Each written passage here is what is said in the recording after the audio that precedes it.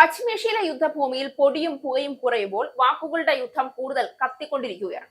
രണ്ടാഴ്ചത്തേക്ക് പ്രഖ്യാപിച്ച വെടിനിർത്തലിന് പിന്നാലെ ഇറാന്റെ പരമോന്നത സുരക്ഷാ കൗൺസിൽ ഉയർത്തിയ അവകാശവാദം ഇതൊരു താൽക്കാലിക ഇടവേള മാത്രമല്ല, യുദ്ധത്തിലെ വിജയം തന്നെയാണ് എന്നത് അന്താരാഷ്ട്ര രാഷ്ട്രീയ വേദികളിൽ പുതിയ ചർച്ചകൾക്ക് വഴിവെക്കുകയാണ്.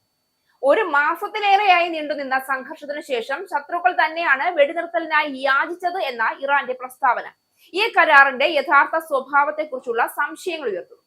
ശക്തിയുടെ രാഷ്ട്രീയം ആധിപത്യം പുലർത്തുന്ന ലോകത്തിൽ ഒരു വെടിനിർത്തൽ പോലും പലപ്പോഴും തന്ത്രപരമായ പിന്മാറ്റമാകാം. അതാണ് ഇപ്പോൾ അമേരിക്കയെ ചുറ്റിപ്പറ്റി ഉയരുന്ന പ്രധാന ചോദ്യവും.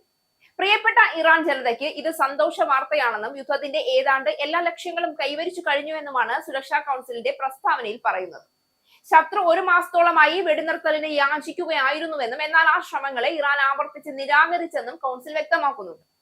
അമേരിക്ക യുദ്ധം മനഃപൂർവ്വം നീട്ടിക്കൊണ്ടു പോവുകയായിരുന്നു. ഇത് അമേരിക്കയെ ചരിത്രപരമായ നിസ്സഹായതയിലേക്കും പരാജയത്തിലേക്കുമാണ് നയിച്ചതെന്നും കൗൺസിൽ പറയുന്നുണ്ട്. അതേസമയം വെടിനിർത്തൽ പ്രാബല്യത്തിൽ വന്നതിനു പിന്നാലെ എല്ലാ സൈനിക വിഭാഗങ്ങളോടും വെടിവയ്പ് നിർത്തിവെക്കാൻ ഇറാന്റെ പരമോന്നത നേതാവ് മുസ്തഫ ഖമേനി ഉത്തരവിട്ടതായി ഇറാൻ ദേശീയ ടെലിവിഷൻ റിപ്പോർട്ട് ചെയ്തു.